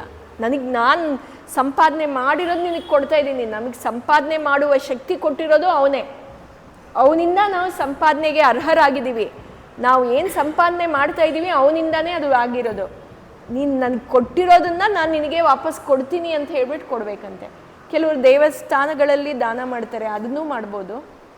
ಬೆಳ್ಳಿ, ಚಿನ್ನ, ಆ್ಯಕ್ಚುಲಿ ಅಪೂಪ ದಾನದಲ್ಲಿ ಒಂದು ಚಿನ್ನದ ನಾಣ್ಯವನ್ನು ಇಟ್ಟರೆ ಒಳ್ಳೆಯದು ಅಂತ ಹೇಳ್ತಾರೆ, ಆದರೆ ಆಗೋದಿಲ್ಲ. ಅದಕ್ಕೆ ಕಂಚಿನ ಪಾತ್ರೆಯಲ್ಲೇ ಕೊಡ್ಬೋದು. ಕಂಚಿನ ತಟ್ಟೆ ಏನಾದರೂ ಇಟ್ಕೊಂಡು ಅದರಲ್ಲಿ 33 ಅಪೂಪವನ್ನು ಸೇರಿಸಿ ಕೊಡ್ಬೋದು. ಮತ್ತು ಕೆಲವರು ಅಭ್ಯಾಸ ಏನಂದರೆ 33 ವಸ್ತುವನ್ನು ಕೊಡೋದು. 33 ಅಂದರೆ ಇವಾಗ ಒಂದೇ ಥರದ 33 ಬೇರೆ ಬೇರೆ ಮನೆಗೆ. ಅದರಲ್ಲಿ ಕೆಲವರು ಏನು ಹೇಳ್ತಾರೆ, ಗ್ರಂಥದಾನ ಶ್ರೇಷ್ಠ ಅಂತ. ಗ್ರಂಥಗಳು ಅಂದರೆ ಅರ್ಹರಾಗಿರೋರಿಗೆ ಕೊಡಬೇಕು, ಅವ್ರು ಓದಬೇಕು, ಅದನ್ನು ಉಪಯೋಗಿಸ್ಬೇಕು ಅಂಥವ್ರಿಗೆ ಕೊಡಬೇಕು. ಅಂದರೆ ಒಂದೇ ಮನೇಲಿ ಇಬ್ಬರಿದ್ದರೆ, ಇಬ್ಬರು ಹೆಣ್ಮಕ್ಳು ಬರ್ತಾರೆ, ಇಬ್ರಿಗೂ ಕೊಡಬಾರ್ದು. ಅಂದರೆ ಒಂದೇ ಮನೇಲಿ ಒಬ್ರಿಗೆ ಕೊಡಿ. ಹೀಗೆ ಗ್ರಂಥದಾನ ಮಾಡ್ಬೋದು, ಯಾವುದಾದ್ರೂ ಒಂದು ಗ್ರಂಥ ಪುಸ್ತಕ ಏನಿದೆ ಅದನ್ನು ಕೊಡ್ಬೋದು. ಅದು ಈ ತಿಂಗಳಲ್ಲಿ ವಿಶೇಷತೆ. ಹೀಗೆ ಈ ಪುರುಷೋತ್ತಮ ಮಾಸವನ್ನು ನಾವು ಈ ಸಲ ನಾಳೆಯಿಂದ ಶುರು ಆಗೋದ್ರಿಂದ ನಾನೇನು ಯೋಚನೆ ಮಾಡಿದೆ ಅಂದರೆ, ಮುಂಚೆನೇ ನಮಗೆ ಗೊತ್ತಾದರೆ ಎಲ್ಲರೂ ಅದ್ರ ಫಲವನ್ನು ಪಡೀಬೋದು ಅಂತ ಹೇಳಿ ಈ ಮಾಸದ ಬಗ್ಗೆ ಹೇಳಿದ್ರೆ ನಮಗೂ ಎಲ್ಲರಿಗೂ ಅದರ ಫಲ ಸಿಗಲಿ ಅಂತ ಹೇಳಿ ಈ ಮಾಸದ ಬಗ್ಗೆ ಹೇಳೋಕ್ಕೆ ಯೋಚನೆ ಮಾಡಿ ಈ ಮಾಸದ ಬಗ್ಗೆ ಹೇಳ್ತಾ ಇದ್ದೀನಿ. ಅದರಲ್ಲಿ ಇನ್ನೊಂದು ಅಧಿಕ ಮಾಸ ಮಹಾತ್ಮ ಅಂತ ಒಂದು ಬುಕ್ಕು ಸಿಗತ್ತೆ. ಅದರಲ್ಲಿ 30 ಅಧ್ಯಾಯಗಳಿದೆ. ಪ್ರತಿ ದಿವಸ ಒಂದೊಂದು ಅಧ್ಯಾಯ, ಏನು ಚಿಕ್ಕ ಬುಕ್ಕೇ ಅದನ್ನು ತಂದು ಇಟ್ಕೋಬೋದು. ಆ ಬುಕ್ಕು ನಿಮ್ಮ ಮನೇಲಿದ್ರೇ ಶ್ರೇಷ್ಠ ಅಂತ ಹೇಳ್ತಾರೆ. ಅದು ಸಿಗತ್ತೆ, ಅದನ್ನು ಬೇಕಿದ್ರೆ ತಗೊಳ್ಳಿ. ಅದನ್ನು ತಗೊಂಡು ಪ್ರತಿ ದಿವಸ ಒಂದೊಂದು ಅಧ್ಯಾಯವನ್ನು ಓದ್ಕೊಳ್ಳಿ. ಅದರಲ್ಲಿ ನಿಮಗೆ ಅಧಿಕ ಮಾಸದ ಫಲವೇನು ಅಂತ ಇನ್ನೂ ಡೀಟೇಲಾಗಿ ಗೊತ್ತಾಗತ್ತೆ. ಅದನ್ನಾದರೆ ತಗೊಳ್ಳಿ. ಮತ್ತು ಇದರಲ್ಲಿ ಈ ಮಾಸದಲ್ಲಿ ತೀರ್ಥಯಾತ್ರೆಗೆ ಏನು ವಿಶೇಷತೆ ಇಲ್ಲ.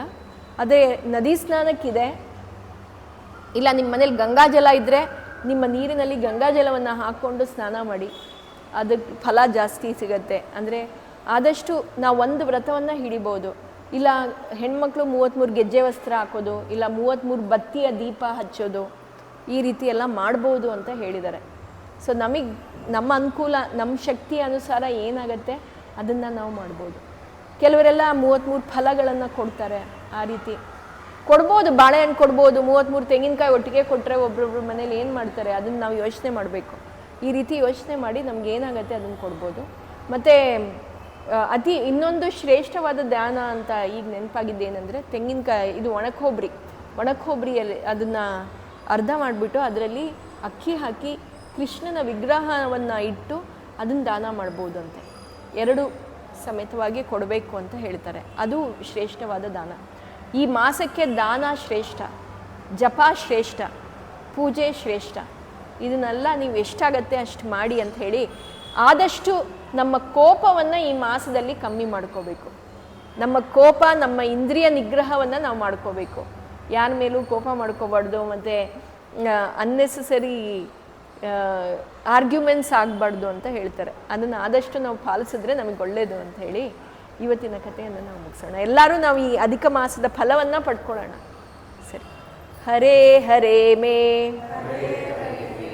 ಹರ ಪಾತಕಾನಿ, ಹರೇ ಹರೇ ಮೇ ಕುರು ಮಂಗಳಾನಿ, ಹರೇ ಹರೇ ಮೇ ತವ ದೇಹಿ ದಾಸ್ಯಂ, ಹರೇ ಹರೇ ಮೇ ತವ ಭಕ್ತಿರಸ್ತು. ಹರೆಯೇ ನಮಃ, ಹರೆಯೇ ನಮಃ.